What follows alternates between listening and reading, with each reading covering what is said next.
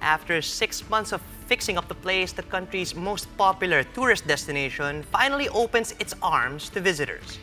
The government, though, tells tourists to temper expectations as this is only a soft opening. Let's take another look at the reinvigorated island paradise with Shyla Francisco that's coming live from Boracay. Shy, ready na ba tayo mag-swimming?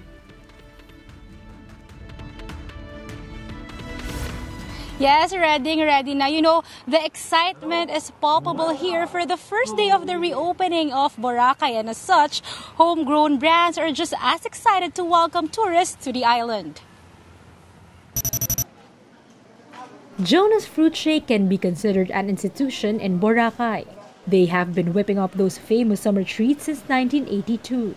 And when tourists visit the island, they make sure they take a sip of the popular drink. But its branch on the beachfront was demolished for violating the 25+5 easement zone. Fret not, they still have stores in stations 1 and 3. And they're roaring to welcome thirsty tourists again. The homegrown brand is getting into the green movement this time around. Instead of plastic containers, patrons will be sipping from environment-friendly paper cups using paper straws. Excited kaming lahat na ma-welcome lahat ng mga dumadayo for Jonas Fruit Shake. Nag-order na ng mga fresh fruits, calling na ng mga suppliers para ready na. Hotels are just as busy renovating their facilities. Despite the rainy season, 15% of the 116 accredited hotels are fully booked until November 5. Bad news though if you're looking to Airbnb on the island. This type of accommodation is currently banned in Boracay. While businesses are working double time to prepare for the influx of vacationers again, the beach, on the other hand, is more than ready. For one, no more illegal structures that stick out like a sore thumb on the beach front. And heading over to White Beach, yes, the waters there are definitely safe for swimming now. The DNR says from the previous 75,000 most probable number, the water quality is at 8.1 mpn, well within the 200 mpn standard. Nalinisan natin, accomplish na rin natin paglinis ng Boracay. Quality yung tubig, magtatagal ito kasi wala na talaga magdudumi pa. But it's a different story though over in Bulabog Beach. The task force says while water quality has improved, it's not yet ready for swimming. Despite the setback, the private sector continues cleaning up the beach front. And the government is leaving nothing to chance as Boracay is reintroduced to the world again. Security officers conducted capability demo exercises to showcase how they would respond to possible security threats. This includes drowning, oil spill, bomb threat, hostage taking, fire, and someone getting stranded on the island. We will be expecting more human activities and therefore tataas yung ating crime incidents. Inaasahan namin yan.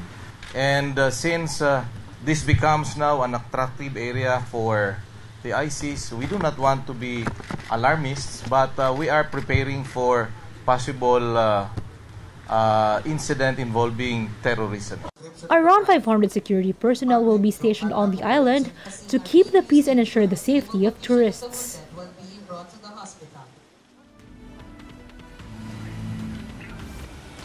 Charles, Riza, if you can hear and see what's behind me, everyone is busy preparing for the short half-day program that will start at 8 a.m. to mark the island's reopening. This includes a parao parading, and like the dry run, the Ati-Atihan tribe, there will also be an unveiling of a Boracay icon that they say will represent the so-called new Boracay. Cabinet secretaries are expected to attend, including Chief Legal Counsel Salvador Panelo. For tourists who will be going to the island, just a reminder, you have to present your booking copy at the Katiklan Port for you to be able to buy a ticket to enter the island. Meanwhile, yesterday, DILG Chief Eduardo Anew announced that he signed the implementation of an order coming from the Office of the Ombudsman temporarily suspending Aklan Mayor Ciceron Kawaling for 6 months. For now, Vice Mayor Abrams Walog will represent or will be acting mayor in the island. Charles, Riza? Yeah, Shyla, this is Charles. has the government finally figured out how it will regulate the number of incoming tourists? Because I remember you told us before that the daily tourist arrivals were limited to around 6,400 visitors. So what's up with that?